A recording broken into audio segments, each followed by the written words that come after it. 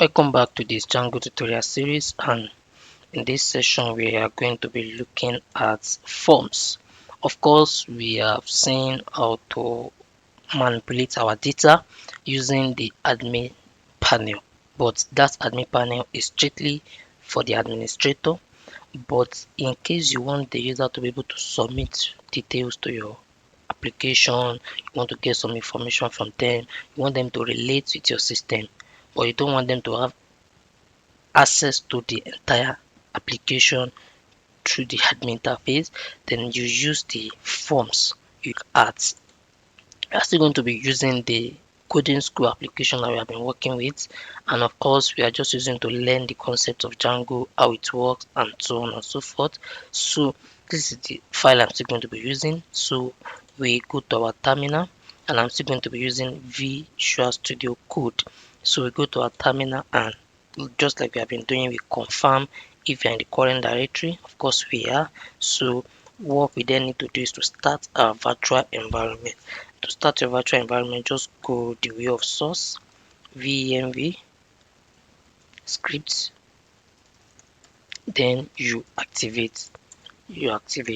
So now you can see that our virtual environment is on already. So what we then need to do is we then go ahead to run your application to be sure that the application is still fine. So you go python manage.py, then you run server. And once you have this started already, then you can then hold control and click on this URL. Then this will be open, so you can see that our application is still fine. So now we have been working on looking at the concept, different ideas, or just to learn the logic of how Django works before we finally combine all these logics together and build a fully functioning website. Now you want to get record, you are dealing with coding school, and now let's say get you want the students to be able to submit queries, like maybe they are having issues at some point or the other, and you want them to be able to reach out through the contact us form. Of course, with the contact us form, you expect them to enter their name, you expect them to enter their email, you expect them to enter other information like their questions, like their comments, and so on and so forth. So that's what we are going to be looking at. So now let's create another application for this contact us form. Of course, there may not be need to create all this application, but just for us to learn afresh and to refresh our memory on how to do most of these things. So I'm going to be using Ctrl C to close the application, and I am going to be going ahead to create the application. And to create the application, what you just need to do is just to go the way of Python manage.py, then you go start app, then let's call it contacts us. So this we create the application contact us. Now you can see that we have our application contact us, which is what we just finished creating now,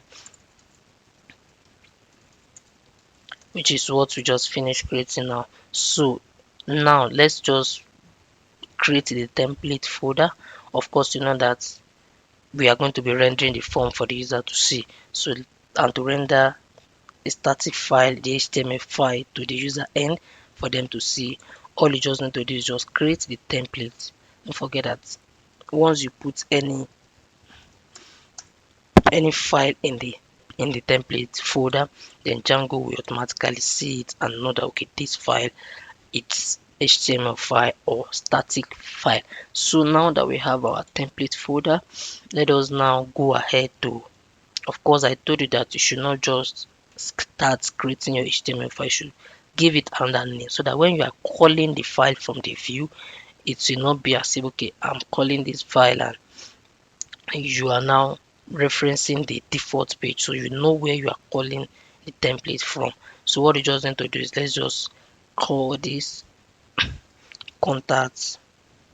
Okay, let's create a folder first. To create the folder, you go this new folder, and let's call it contact us, which is the name of our application. So when I'm calling that I'm calling that template inside another application.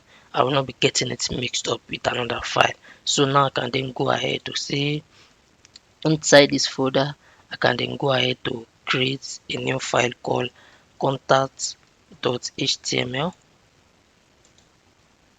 So I'll call this success. So just for them to know that the form has been successfully submitted. So inside this contact form, inside this contact.html, we are going to be creating a basic HTML form, but most of the time, because I've so now we have the contact, we have a default HTML template or we have bootstrap a default HTML structure. So now in here we are going to be going ahead to create our form, and inside this form let's clean the action for now. So and in here let's just create an input. Let's just create an input, and the input is going to be a type of text, and we are going to be calling it the name of, let's say we want to take the full name of the student, and of course the type of text, and let's just give it a label. Let's give it a label. Of course the label should be full name, and let's just give it this an ID of full name too. So now that we have that created, so let's just label this as full name.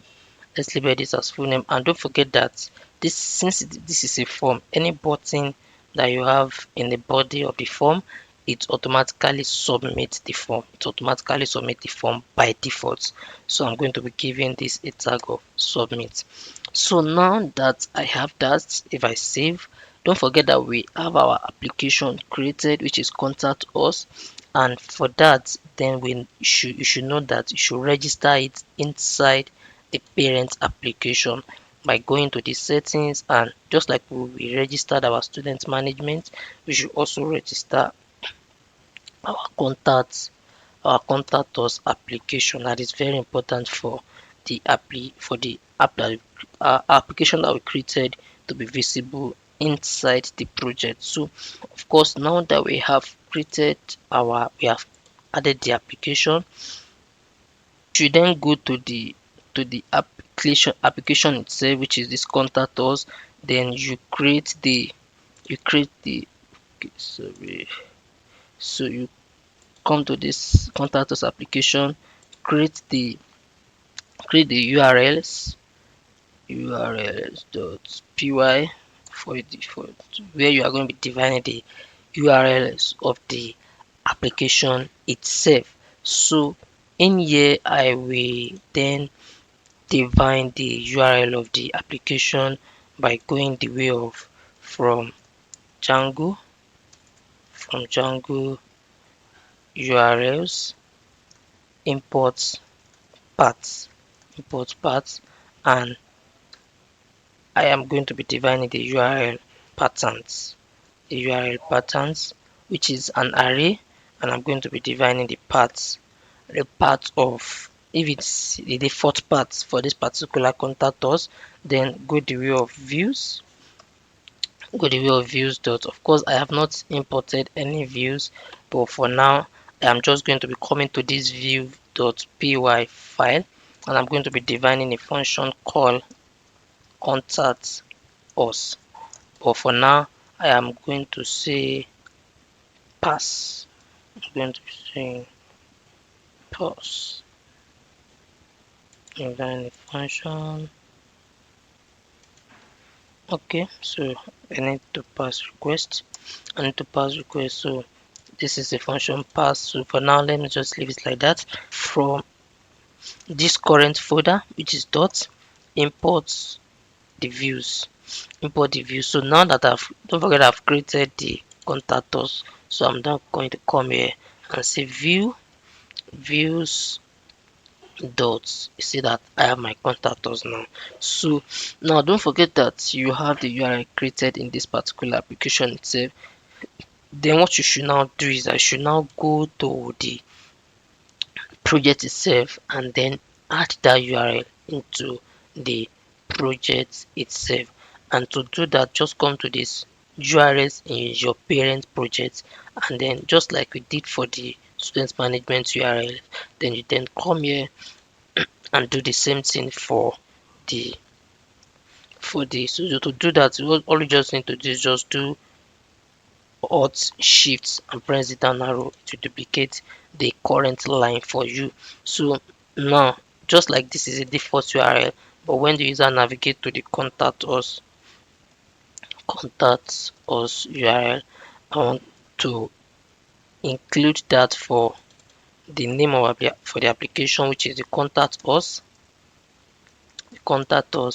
and I'll be saying dot URLs, the URL. So that means when the user navigate to admin to take them to this inbuilt Django URL, and when they navigate to the default URL of the website or the project, it will take the user to this URL defined inside student management, and when they navigate to contact us, and to take them to the contact us URL which is defined in there.